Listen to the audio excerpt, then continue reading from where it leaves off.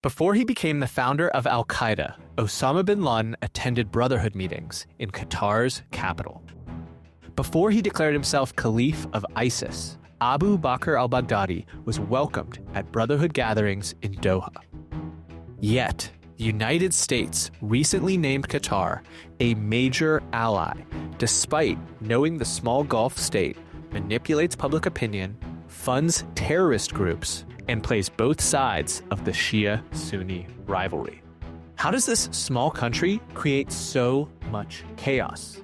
And why is that the strategy that it needs to survive? Qatar's geopolitical strategy depends on calculated regional instability. The small Gulf state navigates between competing powers with the precision of a chess grandmaster, turning potential threats into strategic assets. The three largest economies in the Middle East are Saudi Arabia, Iran, and Turkey. Following them are Israel, the UAE, and Egypt. Qatar lands on the third tier of economic size. Yet, Qatar has the second smallest population of any country in the Middle East, and the highest proportion of expatriates in the region at 88%. So, it could never win a conventional conflict with the great powers of the region. It doesn't have enough people and could never match the military might of the Saudis or Iranians. However, it does have the highest per capita GDP, so Qatar uses its piggy bank to create problems for its potential predators elsewhere. During the Arab Spring, Qatar bet on every horse. While Saudi Arabia and the UAE backed dictators, Qatar fueled the revolutions. This wasn't recklessness. It was a calculated move to ensure that no single power could dominate the region. By supporting various groups, Qatar created a web of influence that makes it indispensable to any resolution of regional disputes. At the center of Qatar's web sits the Muslim Brotherhood, operating openly from offices in Doha. But this isn't just another political group.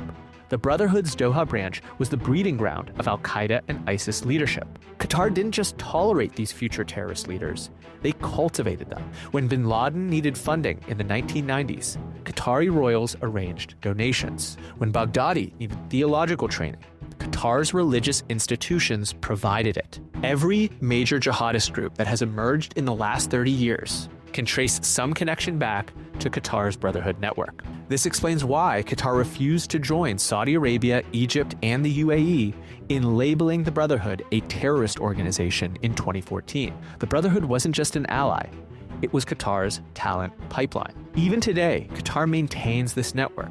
Known terrorists freely enter Doha for peace talks.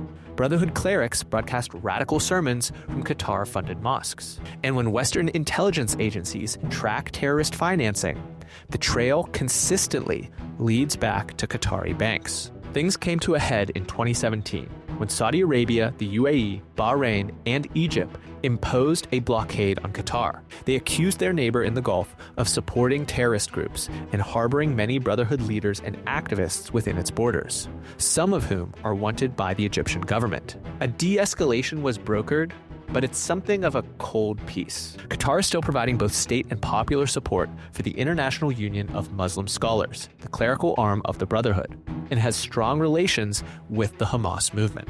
Elsewhere, Qatar sponsored the Syrian rebels who recently overthrew the Assad regime, who had been in power since 1971. The other monarchies and one-party states in the region see that and worry the same could happen to them. By funding radical groups while presenting itself as a moderate voice to Western governments, Qatar creates a dynamic where it's seen as both a problem and the solution. And their wealth helps a lot too.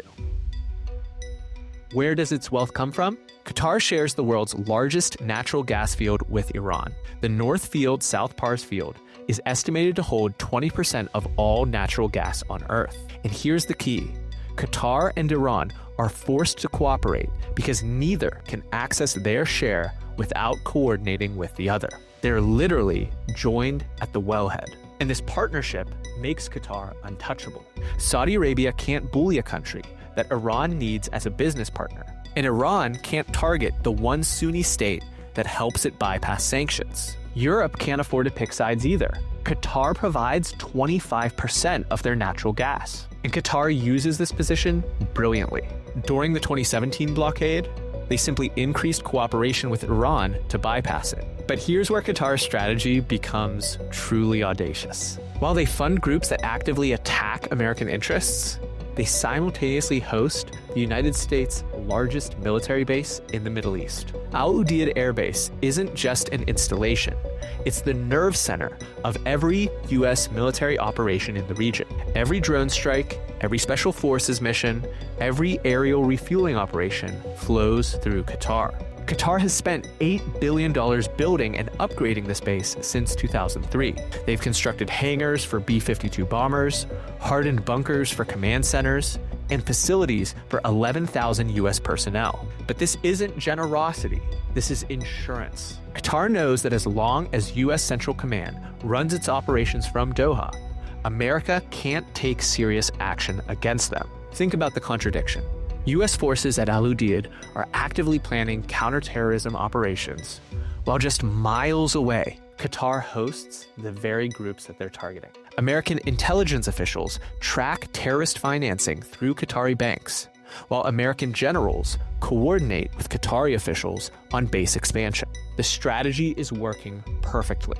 In 2022, despite knowing about Qatar's support for extremist groups, the Biden administration named Qatar a major non-NATO ally, putting them on par with Japan and Australia. This gives Qatar access to advanced American weapons and intelligence sharing, which they can use to protect their network of radical groups. This base has become America's golden handcuffs in the Middle East. Moving these facilities would cost billions and take years. Qatar knows this, which is why they continue to expand the base while simultaneously undermining American interests elsewhere. It's a bold strategy. Use Iranian protection to gather wealth, then use that wealth to challenge Iranian interests elsewhere. And their natural gas riches show no signs of slowing down. By 2027, Qatar aims to increase its liquid natural gas production capacity from 79 million tons to 126 million tons annually, securing its position controlling a quarter of global supply. The money made by energy exports will flow into the Qatar Investment Authority, the nation's sovereign wealth fund. With assets in the hundreds of billions of dollars, the fund has embarked on a global spending spree that spans continents and industries. We'll cover some of those investments later in the video, but first I have to tell you about today's sponsor. The internet is full of shady sites and trackers, so online safety is more important than ever.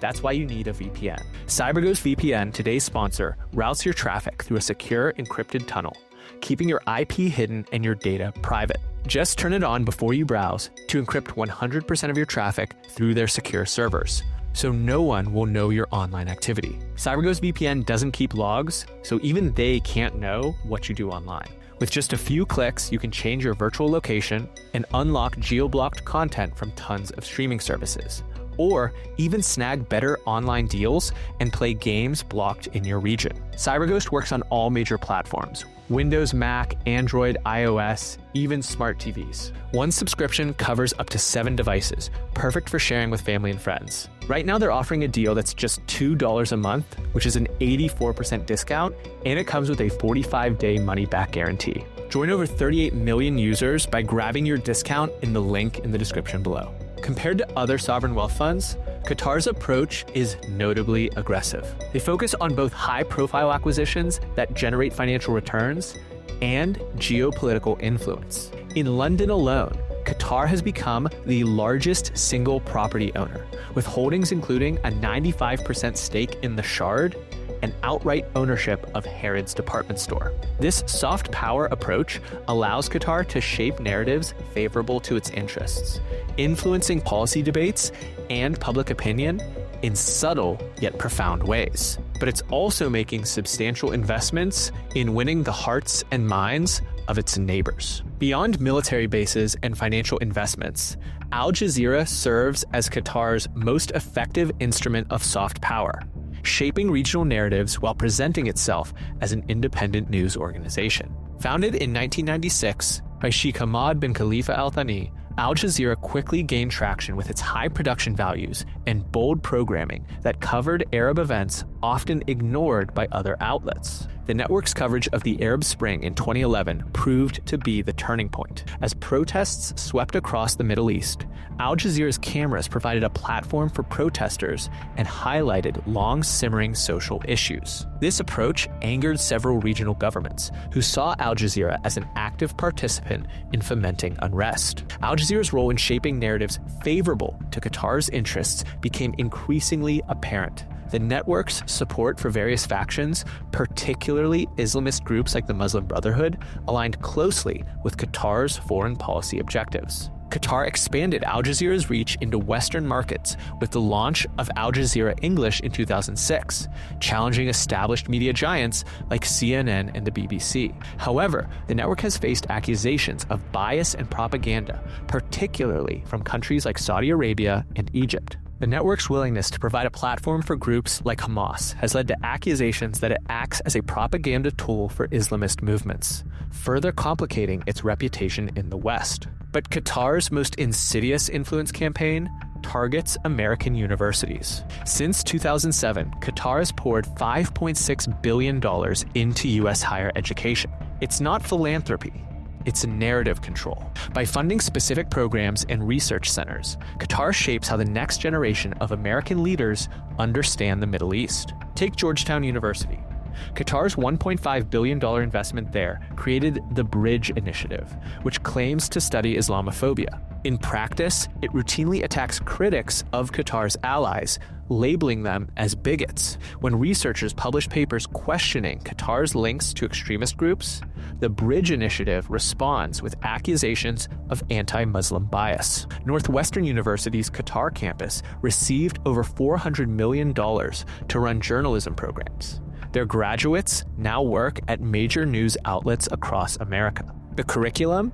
Heavy coverage of Israeli misconduct, but minimal mention of Qatari human rights violations. Perfect alignment with Al Jazeera's editorial stance. The pattern is clear. Qatar buys academic legitimacy and uses it to shield their allies, train journalists to share their worldview, promote their economic interests, and silence research that might damage their reputation. And American universities, desperate for funding after state budget cuts, become willing participants in their own capture. Qatar's soft power grows and compounds every year in the capitals of Western nations. The state's sovereign wealth fund has $40 billion invested in London alone, with the Qatari flag flying over iconic landmarks like Canary Wharf. By buying up London, Paris, and Washington, Qatar isn't just investing, it's embedding itself in Western power structures. In the realm of sports, Qatar's acquisition of Paris Saint-Germain,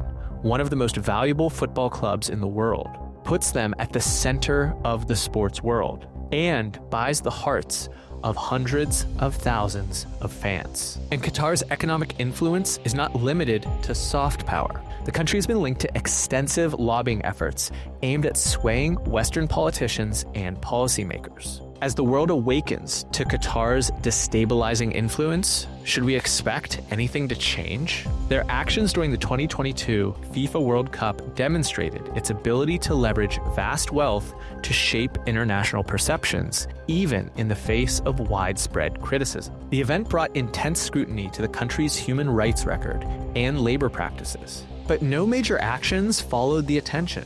Just a few public statements. And in the meantime, Qatar's energy dominance is about to get even stronger. With the fall of the Assad regime in Syria, a decades-long dream can finally become a reality.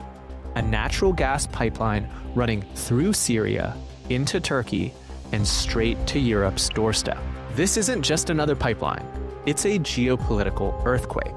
Since the Ukraine invasion, Russia's market share for Europe's natural gas has dropped from about 40% to 10%. Qatar's filled some of the gaps with LNG, but with a Qatar-Turkey pipeline, they could double their gas exports to Europe virtually overnight. This explains why Qatar funded Syrian rebels for years. Assad, backed by Russia, had blocked the pipeline to protect Moscow's energy monopoly over Europe. Now, with Assad gone, Qatar can bypass Russia entirely. This means Qatar would control Europe's energy security from two directions: from the sea through LNG tankers, and from the ground through the Turkey pipeline. Europe would become even more dependent on a country that openly hosts terrorist leaders and undermines Western interests. And here's the masterpiece of Qatar's strategy. By increasing gas flows to Europe, Qatar will make itself indispensable not just to Iran, but to NATO's second largest standing army, Turkey. The pipeline would transform Turkey into the premier energy hub for European gas imports, binding Turkey's interests to Qatar's survival. This energy dominance has far-reaching implications for global economic stability. Supplying nearly a quarter of the European Union's overall liquefied natural gas imports, Qatar's chaos strategy isn't slowing down. The question is, will anyone push back? Don't forget to click on the link in the description to get that special discount on CyberGhost VPN. Protect your data while you browse and access all the content on the internet for just $2.03 a month. Go check it out.